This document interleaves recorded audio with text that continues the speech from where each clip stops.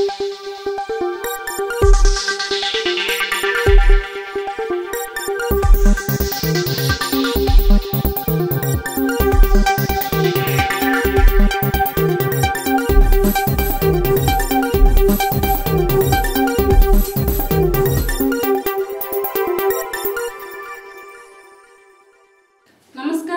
AR news కు స్వాగతం. నా పేరు పుష్ప. ఈనాటి వార్తా వివరాలు ఎలా ఉన్నాయి?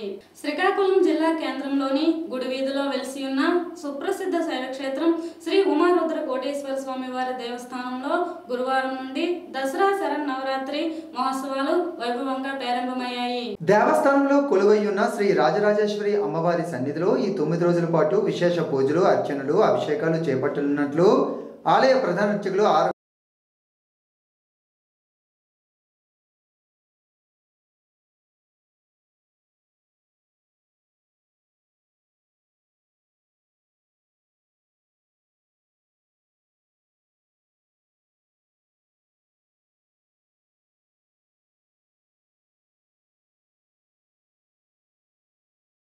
ఆంధ్రప్రదేశ్ గ్రామీణ వికాస్ బ్యాంక్ సేవలు సంతృప్తికరంగా ఉన్నాయని శ్రీకాకుళం ఎమ్మెల్యే గొండు శంకర్ పేర్కొన్నారు. Andhra Pradesh Grameena Vikas bank employees union officers association సభ్యులు సంయుక్తంగా శ్రీకాకుళం నగరంలో ఓ ప్రైవేట్ ఫంక్షన్ హాల్లో నిర్వహించిన సమావేశంలో ముఖ్య అతిథిగా శ్రీకాకుళం ఎమ్మెల్యే గొండు శంకర్ పాల్గొన్నారు. Andhra Pradesh Grameena Vikas bank golden jubilee celebrations జరుపుకోవటం సంతోషంగా ఉందన్నారు. సామాన్య ప్రజల నమ్మకాన్ని పొందుతూ ఖాతాదారులకు విశిష్ట సేవలందిస్తూ మంచి గుర్తింపు పొందిందన్నారు. బ్యాంకు సిబ్బందికి ఈ సందర్భంగా అభినందనలు తెలియజేశారు. ఆంధ్రప్రదేశ్ గ్రామీణ వికాస్ బ్యాంకును నేషనల్ రూరల్ బ్యాంకుగా నామకరణం చేయాలనే ప్రతిపాదన సముచితమన్నారు. బ్యాంకు ద్వారా ప్రజలకు అందిస్తున్న సేవలను వివరించారు. కార్యక్రమంలో బ్యాంకు అధికారులు, సిబ్బంది తదితరులు పాల్గొన్నారు. ముందుగా ఈరోజు అక్టోబర్ 2 గాంధీ జయంతి సందర్భంగా అందరూ కూడా మరొకసారి శుభాకాంక్షలు తెలియజేసుకుంటూ, గాంధీ జయంతి రోజు 1975 అక్టోబర్ 2న ఇది స్టార్ట్ అయ్యి దినదినాభివృద్ధి చెందుతూ మ్యాక్సిమం అంటే ఒక్క శ్రీకాకుళంలో మోర్ దెన్ 90 బ్రాంచెస్ ఉన్నాయంటే నేషనల్ వైడ్ బ్యాంక్స్ కూడా ఇన్ని బ్రాంచెస్ లేవు. అంటే అంత కనెక్టివిటీ, అంత నెట్వర్క్ సంపాదించింది ఈ గ్రామీణ బ్యాంక్ సిస్టమ్. సో చాలా చెప్పారు, దీన్ని మేము నేషనల్ గ్రామీణ బ్యాంక్, రూరల్ బ్యాంక్గా చేయమని అడుగుతున్నామని. చాలా మంచి ప్రపోజల్.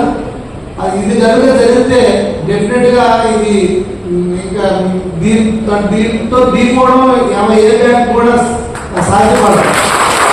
సో అంత డౌట్ లేదన్నమాట. ఈ బ్యాంక్స్ అన్ని కూడా సమస్యలు లేని సుందర శ్రీకాకుళం నిర్మాణమే ధ్యేయంగా అడుగులు వేస్తున్న స్థానిక ఎమ్మెల్యే గొండు శంకర్ మరో వినూత్న కార్యక్రమానికి శ్రీకారం చుడుతున్నారు.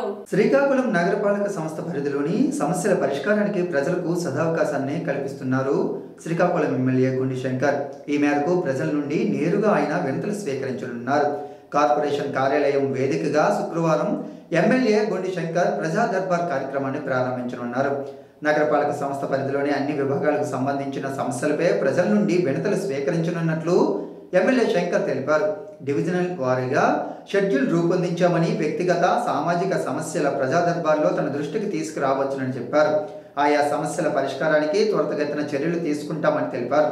శుక్రవారం ఉదయం 9 గంటల నుండి సాయంత్రం 5 గంటల వరకు వినతులు స్వీకరించడం జరుగుతుందని, నగరవాసులు ఈ కార్యక్రమాన్ని సద్వినియోగం చేసుకోవాలని ఎమ్మెల్యే గొండు శంకర్ ఆ ప్రకటనలో కోరారు. సీనియర్ కెమెరామెన్ బి గుణ కుటుంబాన్ని అన్ని విధాలా ఆదుకుంటామని media JAC convener S Joginaidu, Lions Club of హర్సవెల్ చైర్మన్ హారికా ప్రసాద్ హామీని ఇచ్చారు. వివిధ సంస్థలు, వ్యక్తుల నుండి సేకరించిన 25,000 రూపాయల నగదును గుణ కుటుంబానికి అందించారు. శ్రీకాకుళం నగరంలో ఉన్న ఫోటోగ్రాఫర్స్ సంఘం, మీడియా అసోసియేషన్ ప్రతినిధులు, వివిధ స్వచ్ఛంద సంస్థల ప్రతినిధులు, వివిధ రాజకీయ పార్టీ నేతలు గురువారం శ్రీకాకుళం నగరంలో ఆదివారంపేటలో ఉన్న గుణ స్వగృహానికి వెళ్లి సంతాప సభ నిర్వహించారు. ఈ కార్యక్రమంలో senior journalist Shraddhananda Patnaik, Ponnada Rajasekhar, MAV Satyanarayana, Sai తదితరులు పాల్గొన్నారు. కళింగ వైశ్య మాజీ కార్పొరేషన్ చైర్మన్, వైకాపా సీనియర్ నేత అందవరపు సూరిబాబు 5,000 రూపాయల ఆర్థిక సహాయాన్ని గుణ కుటుంబానికి అందించారు. కుసాలపురం గ్రామంలో వెలిసి ఉన్న శ్రీ దుర్గా అమ్మవారు తొలి రోజు బాలా త్రిపుర సుందరీదేవి అవతారంలో భక్తులకు దర్శనమిచ్చారు.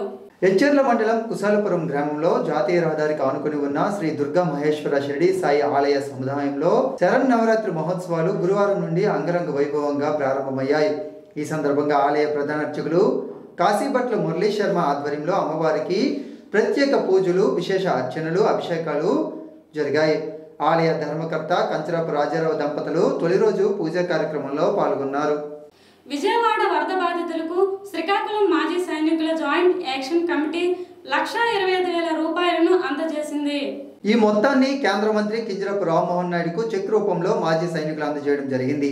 మంత్రికి చెక్కును అందజేసిన వారిలో JAC president SN Murthy, vice president Sanapala Ramarao, general secretary CH Ammajirao, joint secretary GP Rao, గౌరవ అధ్యక్షులు AVR Murthy, Shankar Narayana, Paidi Madhu, correspondent KV Ramana, H captain S Phalgunrao, మహిళా సెక్రటరీ పి భారతి, కీర్తి, వెంకటరమణ, మన్మధరావు తదితరులు ఉన్నారు.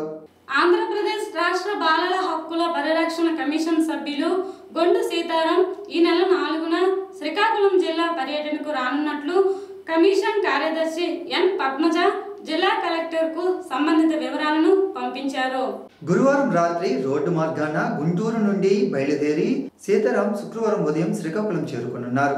ఉదయం 10 గంటలకు జిల్లా కలెక్టర్తో ఆయన ఛాంబర్లో జిల్లాలో నెలకొన్న వివిధ బాలల హక్కుల పరిరక్షణ సమస్యలపై భేటీ కానున్నారు. ఉదయం 11 గంటలకు జిల్లా పోలీసు ఎస్బీఐతో భేటీ కానున్నారు. మధ్యాహ్నం 12 గంటలకు ఆర్టీసీ రీజనల్ మేనేజర్ కార్యాలయంలో జిల్లాలో పెండింగ్లో ఉన్న విద్యార్థుల పెండింగ్ బస్సులు ఆర్టీసీ కాంప్లెక్స్లో తల్లిపాల కేంద్రాల ఏర్పాటుపై డిపో మేనేజర్లతో నిర్వహించనున్న సమీక్షా సమావేశంలో ఆయన పాల్గొనున్నారు. మధ్యాహ్నం 1 గంటకు జిల్లా దివ్యాంగుల సంక్షేమ శాఖ సారథ్యంలో జిల్లాలో దివ్యాంగ బాలలకు అమలు చేస్తున్న వివిధ సంక్షేమ కార్యక్రమాలపై జరగనున్న సమీక్షలో పాల్గొనున్నారు. మధ్యాహ్నం 3 గంటలకు జిల్లా ఇంటర్మీడియట్ ఆర్ఐఓ నేతృత్వంలో బాలల హక్కుల పరిరక్షణలో జిల్లా కళాశాలల యాజమాన్యాలు, ప్రిన్సిపల్ పాత్రపై జరగనున్న అవగాహన కార్యక్రమంలో ఆయన పాల్గొంటారు. అనంతరం రోడ్డు మార్గాన గుంటూరుకు ఆయన తిరుగు పయనం కానున్నట్లు ఉత్తర్వులో ఆమె పేర్కొన్నారు.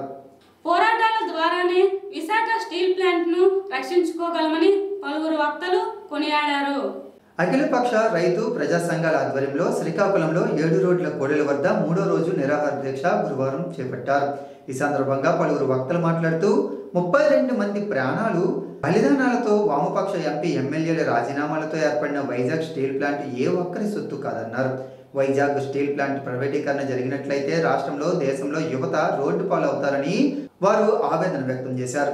ఇప్పటికే దేశంలో నిరుద్యోగం 45 ఏళ్ల కనిష్ట స్థాయికి పడిపోయిందని ఆందోళన వ్యక్తం చేశారు. వైజాగ్ స్టీల్ ప్లాంట్ ప్రైవేటీకరణ చేస్తే దేశంలో నిరుద్యోగం మరింత పెరుగుతుందన్నారు. ఈ దీక్షలను కౌలు రైతు సంఘం నాయకులు బి కృష్ణమూర్తి పూలమాలలు వేసి ప్రారంభించారు. నిరాహార దీక్షకు మద్దతుగా వైకాపా రైతు విభాగం జోనల్ అధ్యక్షులు జి రఘురాం, డిసిసి అధ్యక్షులు ఏ కృష్ణ, నాయకులు Eshwari, CITU town convener R Prakashrao, Andhra Pradesh రైతు సంఘం జిల్లా అధ్యక్ష కార్యదర్శులు పి చంద్రరావు, కె మోహన్ రావు తదితరులు పాల్గొన్నారు. స్వచ్ఛందంగా రక్తదానం చేసి ప్రాణదాతలుగా నిలిచేందుకు యువత ముందుకు రావాలని ఎచ్చెర్ల ఎస్ఐ సందీప్ పిలుపునిచ్చారు. మదర్స్ హెల్పింగ్ సొసైటీ ఆధ్వర్యంలో ఎచ్చెర్ల మండలం కేశవరావుపేట గ్రామంలో తలసేమియా పిల్లల కోసం ఉచిత రక్తదాన శిబిరాన్ని డాక్టర్ పైట్ సందీప్ నిర్వహించారు. ఈ రక్తదాన శిబిరంలో 15 మంది రక్తదానం చేసి రక్తదాతలుగా నిలిచారు. వీరిని స్థానిక పెద్దలు ఎంపీటీసీ సూర జగదీశ్వరరావు, తమ్మినేని శ్రీనివాసరావు, పొందూరు ఉమామహేశ్వరరావు, ఎతురాజుల మధుబాబు తదితరులు అభినందించారు. ఈ కార్యక్రమంలో స్థానిక గ్రామ పెద్దలు తదితరులు పాల్గొన్నారు. ఈ వార్తలు ఇంతటితో సమాప్తం. తిరిగి మరలా ప్రసారమయ్యే ఏఆర్ న్యూస్ లో మళ్ళీ కలుద్దాం. అంతవరకు సెలవు. నమస్కారం.